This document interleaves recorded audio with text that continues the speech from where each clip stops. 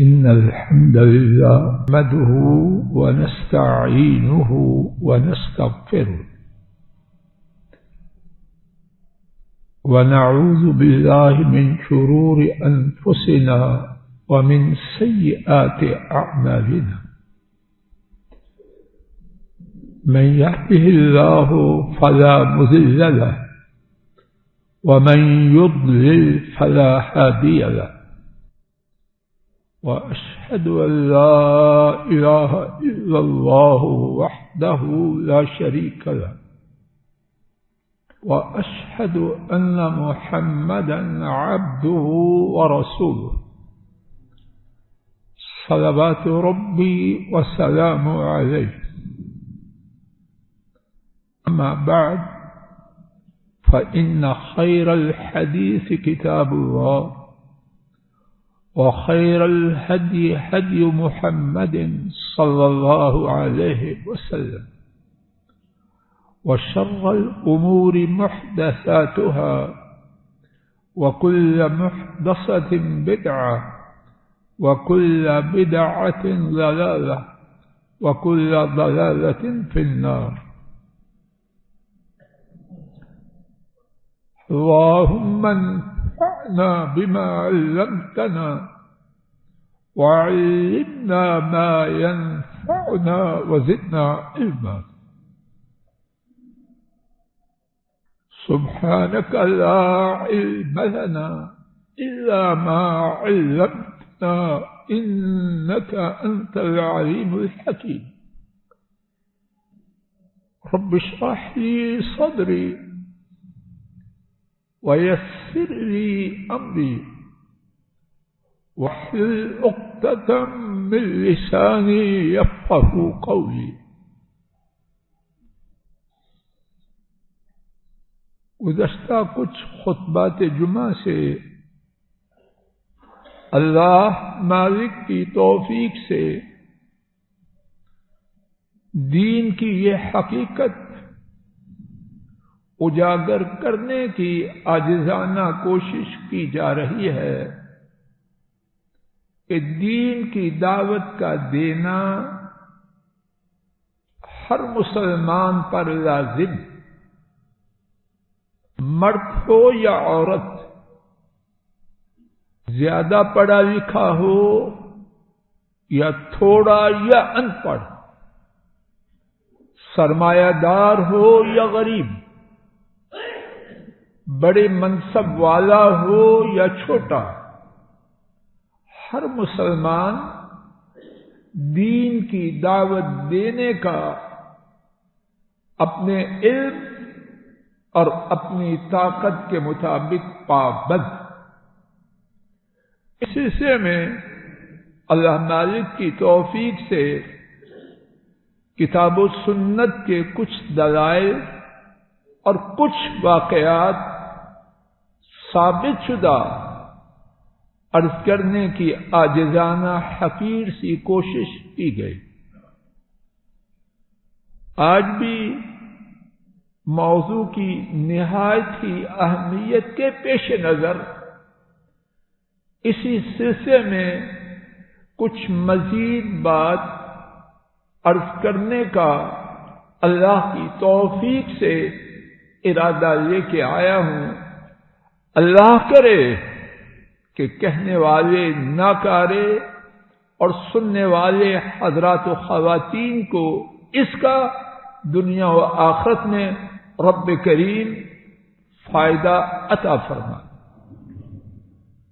گزشتہ خطبہ جمعہ کے آخر میں امام ابن سعد کا بیان کردہ ایک واقعہ جو انہوں نے اپنی کتاب الطبقات الکبریٰ میں بیان کیا ہے وہ ذکر کیا جا رہا تھا۔ بات یہاں تک پہنچی تھی کہ نبی کریم صلی اللہ علیہ وسلم کی پھوپھی اروا ان کے بیٹے طلیب بن عمیر رضی اللہ تعالی عنہ نبی کریم صلی اللہ علیہ وسلم کے پاس مکہ مکرمہ میں دارالارقم میں جہاں آپ اپنے ساتھیوں کو تعلیم دیا کرتے تھے وہاں آئے اور مسلمان ہو گئے۔ مسلمان ہونے کے بعد اپنی اماں عروہ بنت عبد المطلب ان کی خدمت میں پہنچے،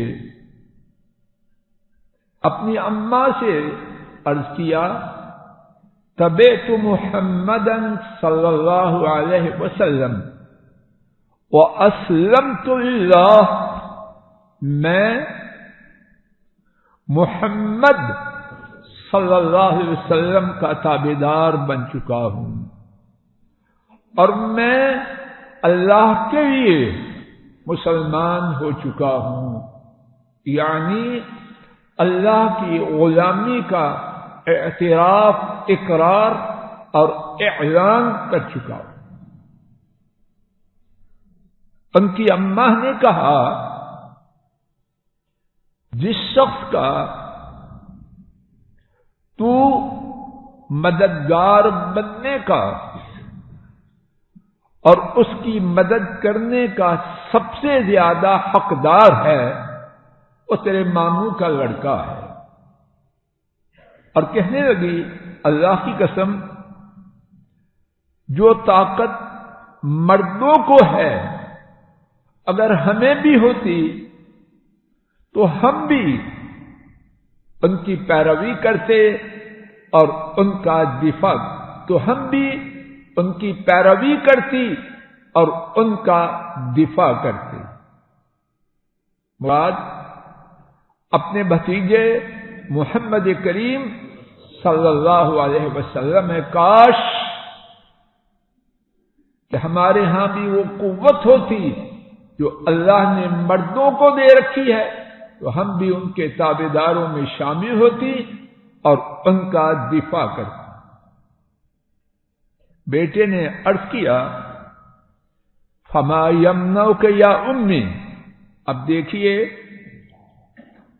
ان کے مسلمان ہونے میں اور اماں سے یہ بات کرنے میں کچھ سالوں کا وقفہ نہیں، مہینوں کا بھی نہیں، ہفتوں کا بھی نہیں، اور جیسے معلوم ہو رہا ہے دنوں کا بھی نہیں، اسی دن کی بات معلوم ہو رہی ہے۔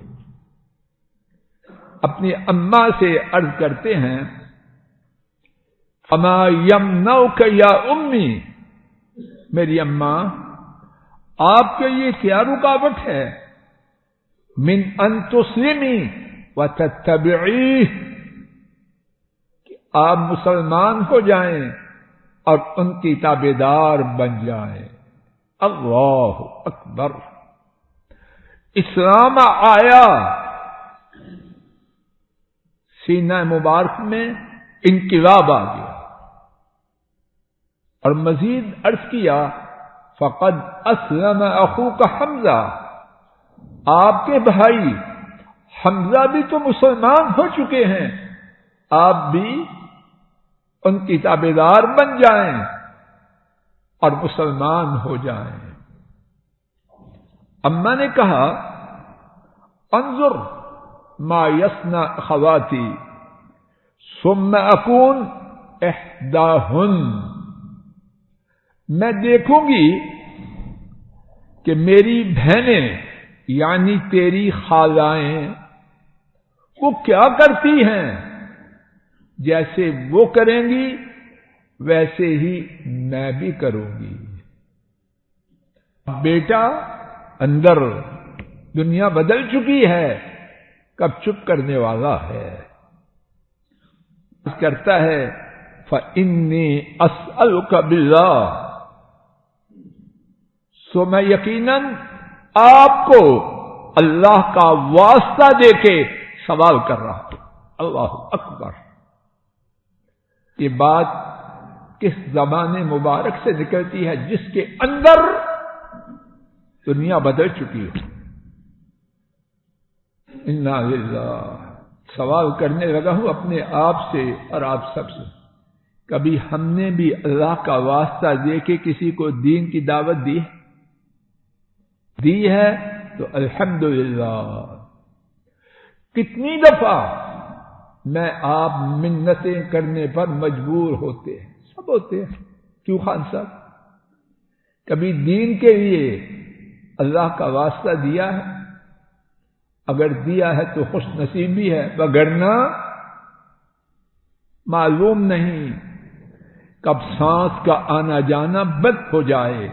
اللہ کے دین کے لیے کچھ کر کے جائے. سیاق و سباق سے، کانٹیکسٹ سے جو بات معلوم ہو رہی ہے، ساری کہانی اسی دن کی ہے جب مسلمان ہوئے.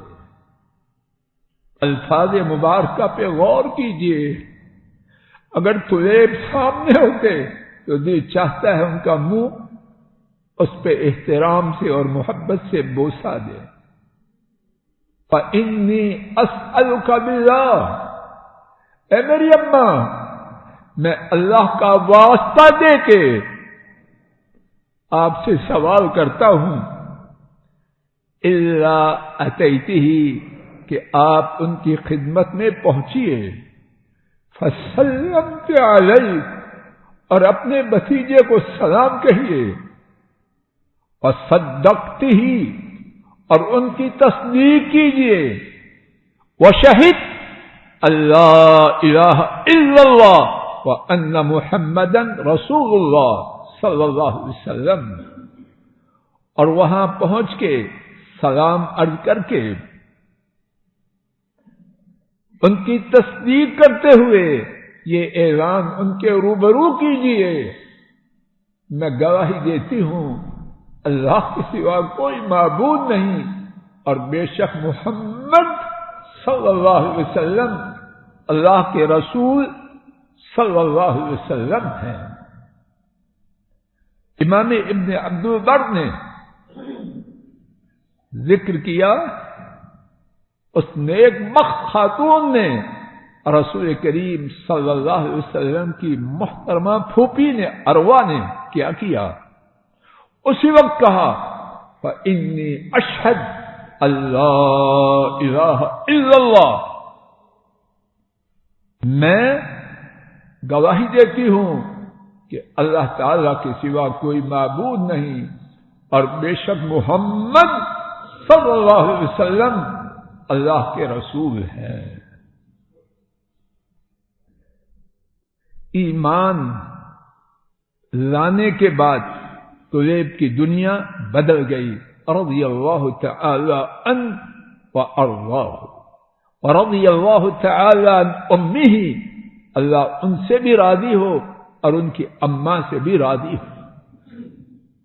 امام ابن سعد نے مزید بیان کیا، ثم كانت تعضد رسول اللہ صلی اللہ علیہ وسلم بلسانها، اس کے بعد اروا اپنے بھتیجے رسول کریم صلی اللہ علیہ وسلم کی اپنی زبان سے مدد کیا کرتی، وتحض ابنها على نصرته والقيام بأمره، اور اپنے بیٹے کو ترغیب دیتی کہ رسول اللہ صلی اللہ علیہ وسلم کی نصرت کرنا ہے، اور جو بات آپ فرمائیں اس کو بجا لانا.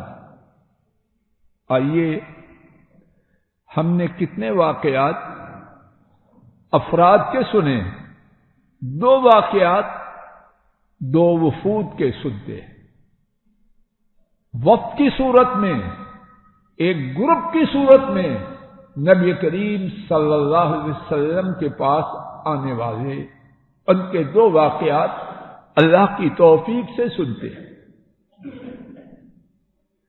پہلا واقعہ امام بخاری اور امام مسلم نے حضرت ابن عباس رضی اللہ تعالی عنہما سے روایت کیا. حضرت صلی اللہ علیہ وسلم کے پاس عرب کے مختلف علاقوں سے قبیلوں کے نمائندہ وفود کی صورت میں حاضر ہوتے، کتنے آنے والے مسلمان ہو جاتے. انہی وفود میں سے یہ واقعہ جو امام بخاری اور امام مسلم نے حضرت ابن عباس رضی اللہ تعالی عنہما کے حوالے سے روایت کیا، عبد القیس کا ایک وفد نبی کریم صلی اللہ علیہ وسلم کی خدمت میں حاضر ہوا، عرض کیا، اے اللہ کے رسول صلی اللہ علیہ وسلم، ہم آپ کے پاس صرف حرمت والے مہینوں میں آ سکتے ہیں، ہمیشہ ہمارا آپ کی خدمت میں پہنچنا ممکن نہیں۔ کیوں؟ ہمارے اور آپ کے درمیان میں مضر، میم واد را، مضر کا کافر قبیلہ ہے اور ان کی ہم سے جنگ ہے۔ حرمت کے جو 4 مہینے ہیں، جب ہم ان میں آتے ہیں تو لڑائی نہیں، باقی مہینوں میں ہمارا آنا ممکن نہیں۔ اب کیا چاہتے ہیں اس بات کے عرض کرنے سے؟ فَمُرْنَا بِأَمْرٍ فَصْلٍ، ہمیں مضبوط بات، فیصلہ کن بات بتلا دیجیے۔ مقصد یہ ہے کہ روز روز آنا ہمارے لیے تو ممکن نہیں، تو ایک ہی دفعہ مضبوط بات بتلا دیجیے۔ اب اس کے بعد سنیے ہم کیا کریں؟ نخبر به من وراءنا وندخل به الجنہ، جب آپ ہمیں فیصلہ کن پکی بات بتلا دیں گے تو ہم 2 کام کریں گے۔ انگلیاں اذرہ نوازش نکالیے،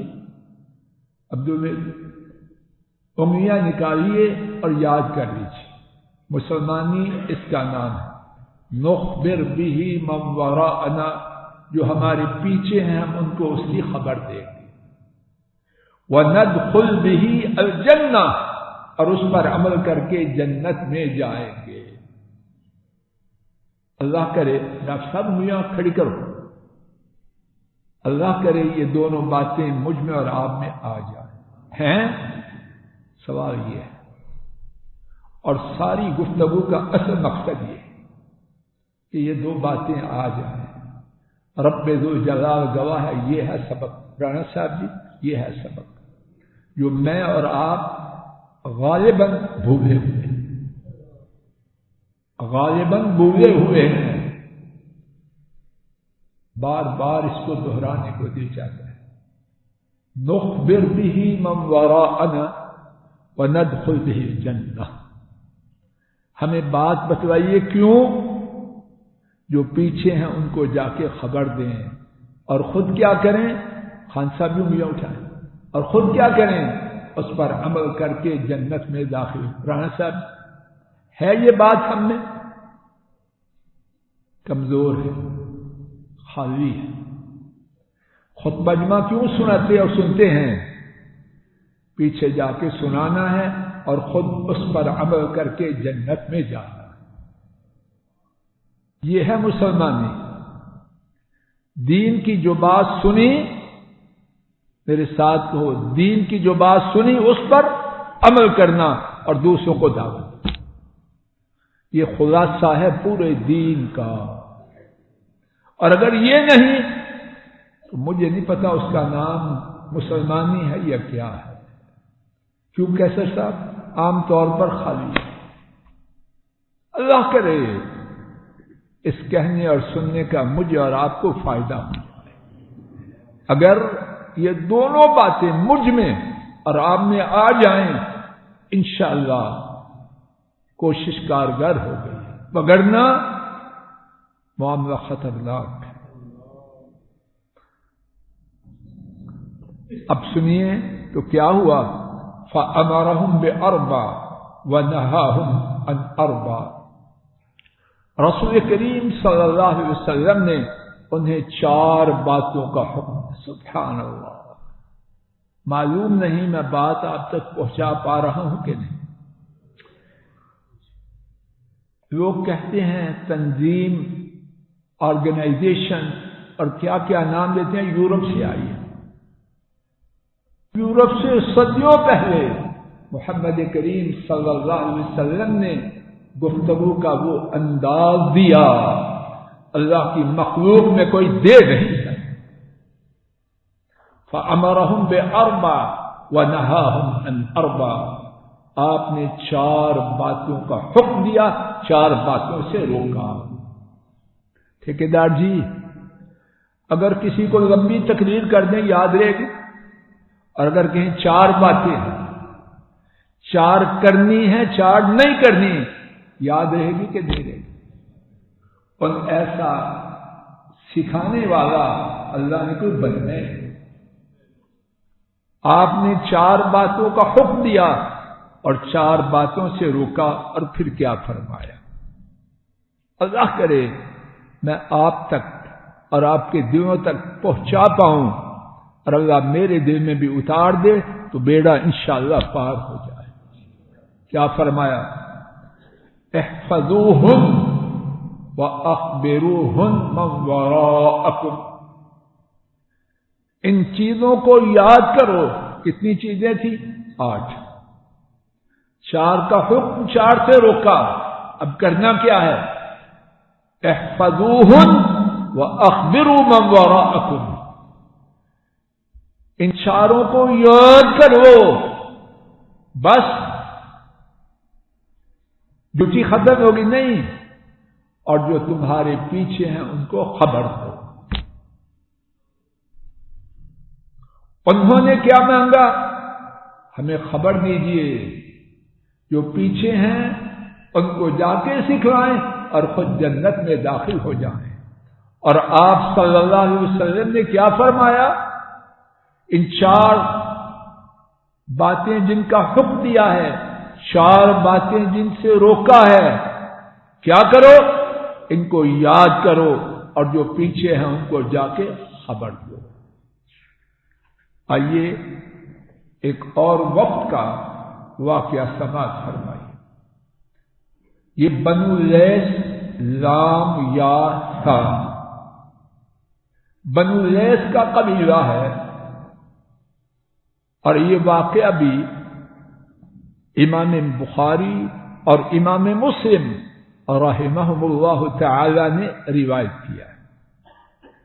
اسی خوشبخت قبیلہ کے ایک شخص مالک بن حویرث، یاد کر لیجیے، مالک بن حویرث رضی اللہ تعالی عنہ وہ روایت کرتے ہیں،